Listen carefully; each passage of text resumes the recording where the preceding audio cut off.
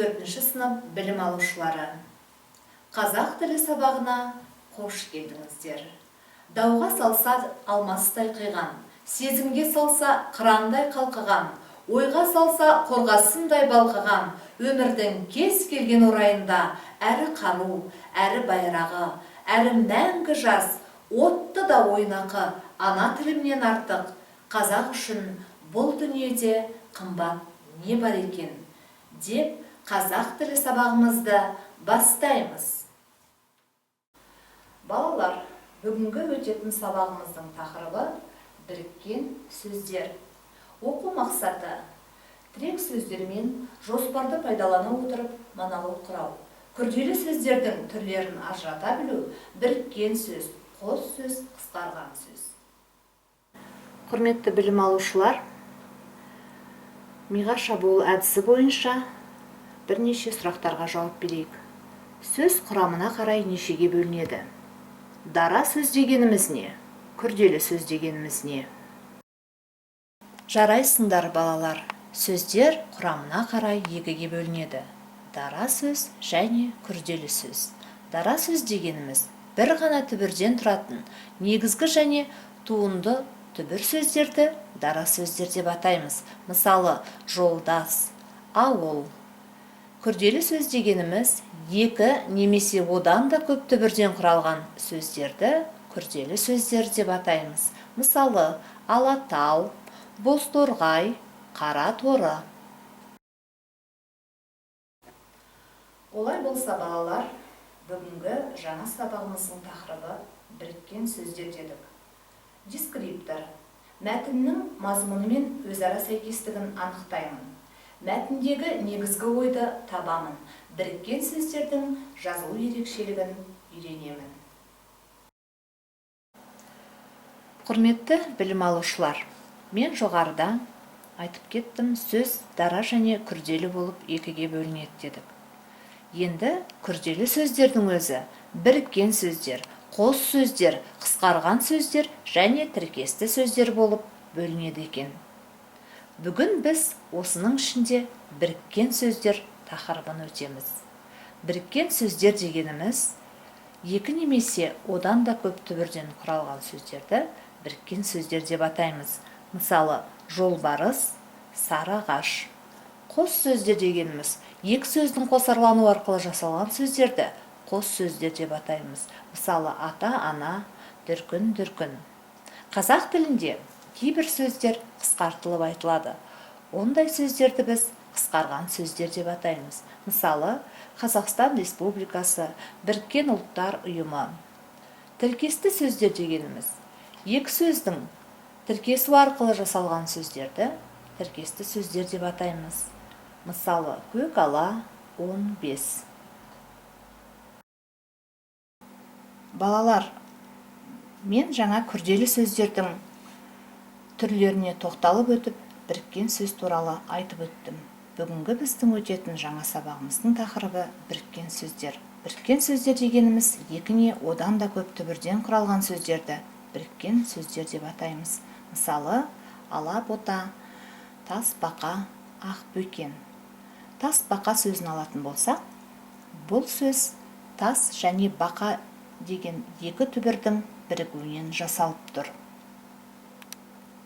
Жер су аттарын білдіретін біріккен сөздерде қатар келген екі дауысты дыбыс сақталып жазылады. Мысалы, сары ағаш, шилі өзен, әулие ата. Балалар, екі түбірден бірігіп жасалған кісі аттарындағы қатар келген екі дауысты дыбыстың бірі түсіріліп жазылады. Мысалы, Торайғыр, Мырзәлі, Қожахмет. Кейбір біріккен сөздер өзгерген қалпында айтылуы бойынша жазылады. Мысалы, жазды күні, бота көз, қолғап. Балалар, біріккен сөздер екі немесе одан да көп түбірден тұрады. Бірігіп жазылады. Бір мағына береді, бір сұраққа жауап береді.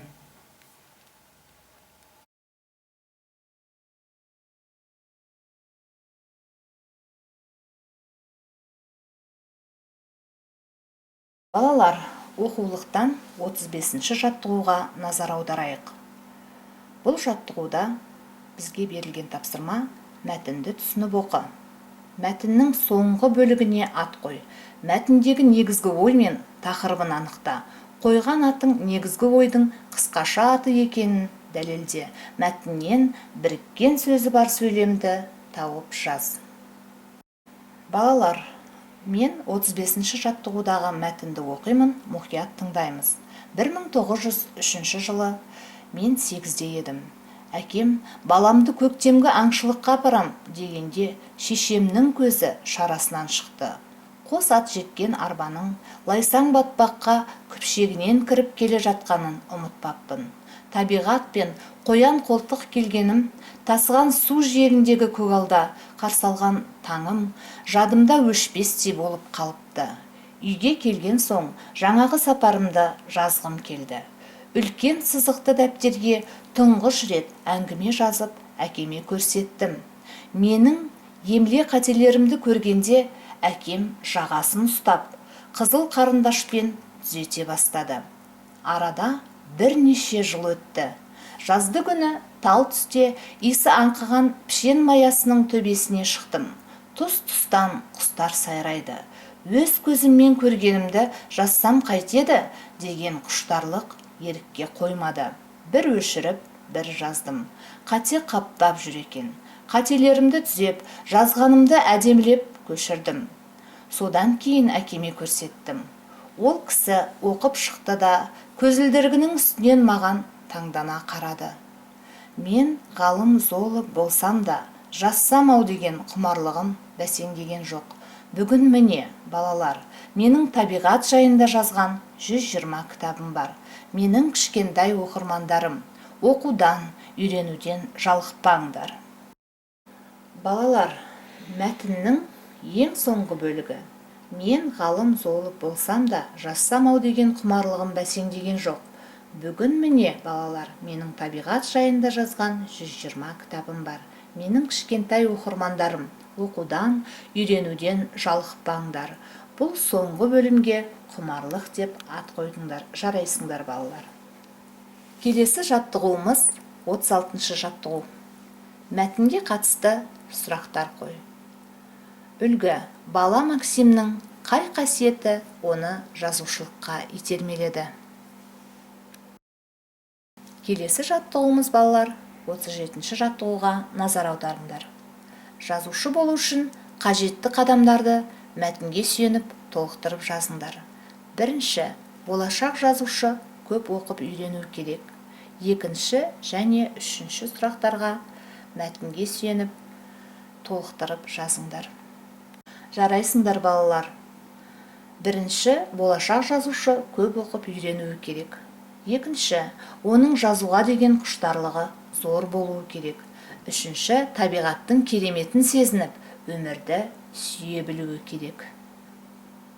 Келесі тапсырма 39-шы жаттығу. Біріккен сөздер кестесін толықтырып айт.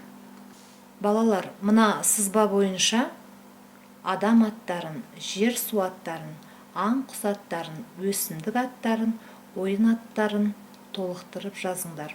Ол сөздер міндетті түрде біріккен сөз болуы тиіс. Балалар, бүгінгі сабақты қорыта келе, біріккен сөздер екі немесе одан да көп түрден тұрады, бірігіп жазылады, бір мағына береді, бір сұраққа жауап береді. Балалар, бүгін біз қандай тақырып өттік? Біз бүгін, балалар, біріккен сөздер тақырыбын өттік. Мен ойлаймын, сіздер бүгінгі сабақты мұқият тыңдап, өте жақсы түсінді деп. Назар қойып тыңдағандарыңызға рахмет. Келесі жүздескенше сау саламатта болыңыздар.